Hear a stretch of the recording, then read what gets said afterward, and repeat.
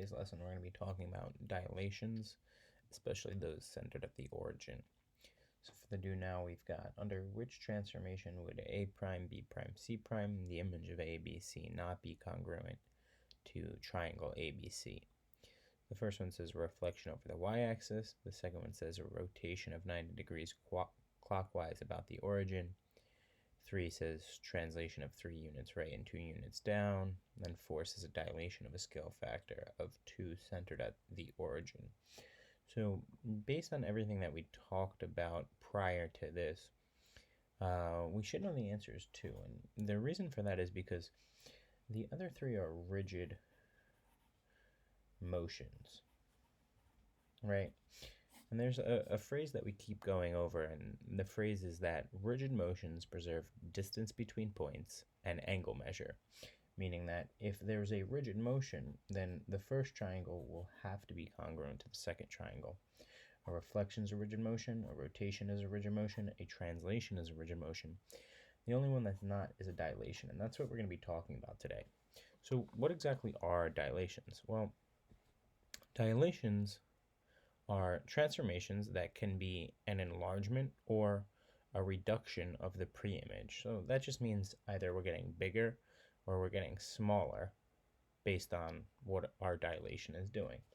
So an example of a dilated image can be the pupil of an eye, right? So if you think about it, when you go into a room and the light is really bright, maybe your pupil will close a little bit, and if you go into a darker room, it'll open up so you can get more light and more sight.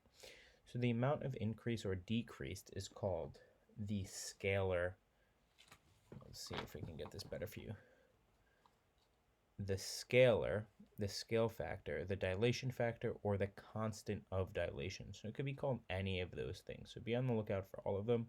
They all mean the same thing, right? It just means how much is this shape increasing or decreasing in size. So we're looking for scalar, scale factor, dilation factor, or the constant of dilation. And you see in this image here, our pre-image is this ABC triangle, and our post-image is this A prime, B prime, C prime triangle, meaning that our dilation was an increase, right? So we had a large scale factor. All right, moving on. So there are 2 primary properties of dilations that are fairly important to us. Okay, and let's do this, zoom in a little bit. So the first one we want to look at, right? If a dilation of a line segment AB, right, not containing the center by a scale factor of K produces A prime, B prime, right? So these are line segments. Then we know that A prime, B prime is equal to K times AB, right? So that means that the scale factor times the original line segment is what our new line segment is. Okay, the scale factor, right,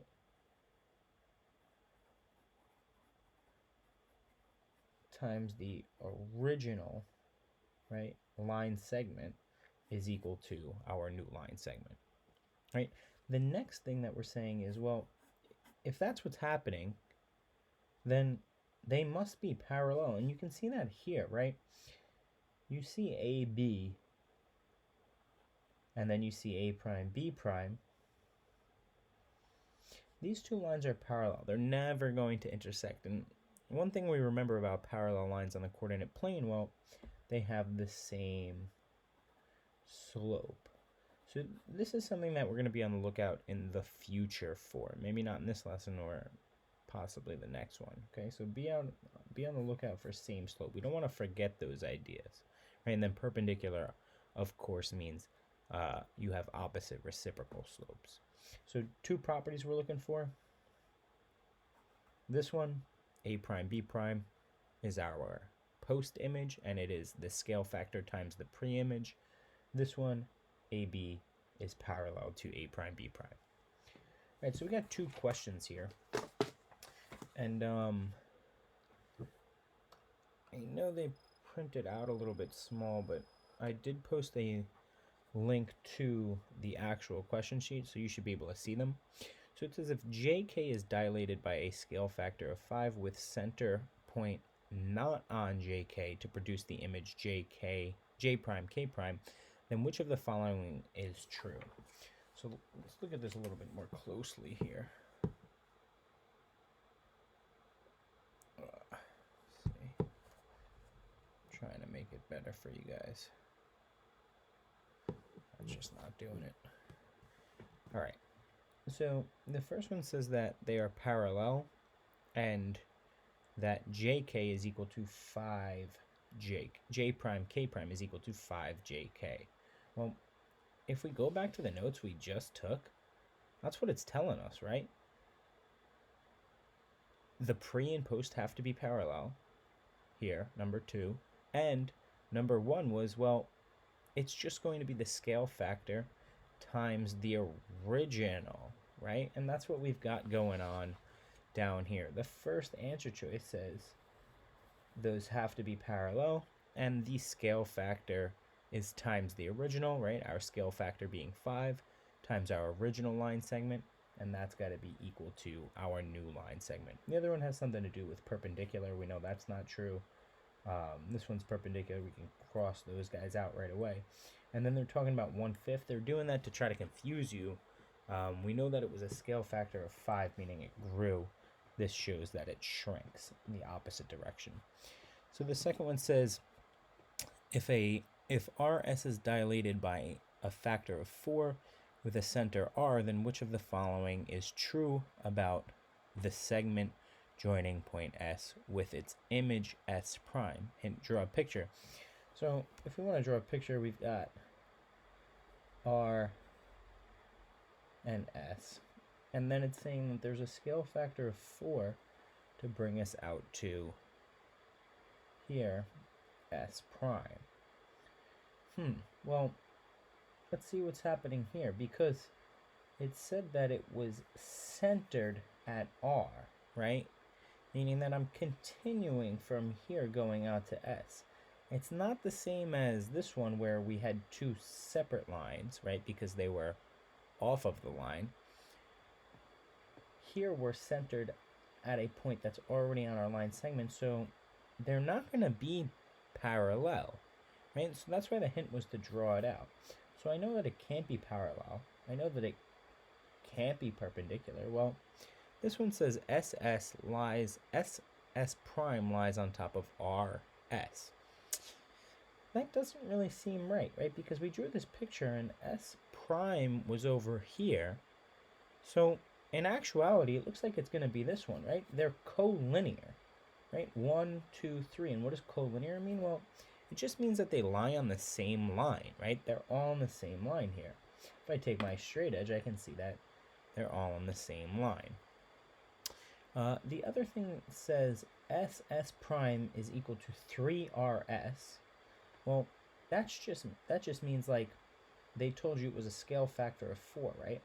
So if this thing was 1 and we multiplied this thing by 4, well, the whole thing would have to be 4, right? But if the whole thing is 4, how much is this? Well, it's 3 because this was always 1. So 1 plus 3 gave you that 4, meaning this was in a 3-to-1 ratio. That's confusing. Maybe you want to stop it and take some notes, and then we can talk about it during tomorrow's Zoom lesson. All right.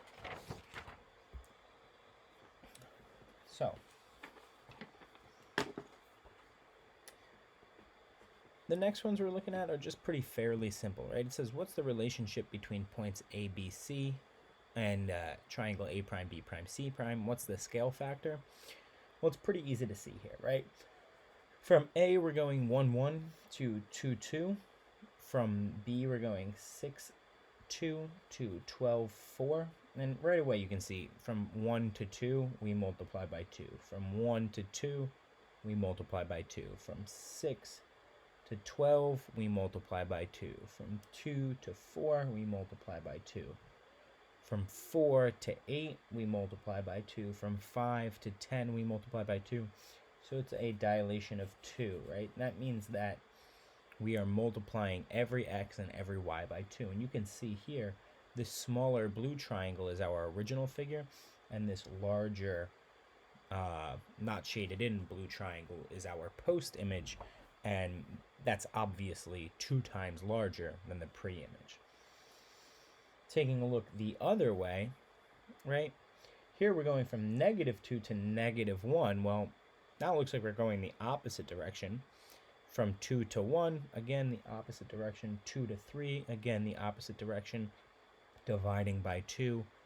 -4 to -2, well, again that's dividing by 2.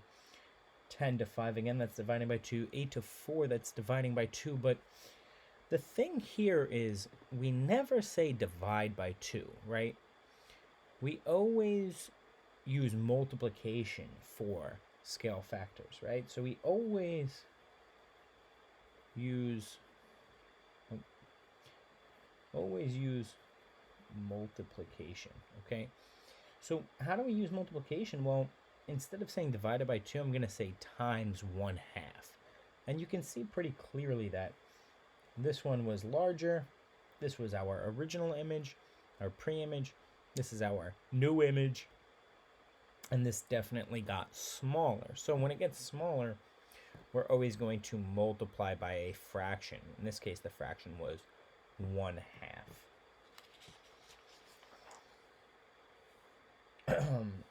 So there are 2 exercises here at the end. What you guys are going to do is you're going to submit those for classwork, and we can talk about them during our Zoom meeting tomorrow. They're not too difficult, and if you have any questions, we can go over them during the Zoom meeting tomorrow.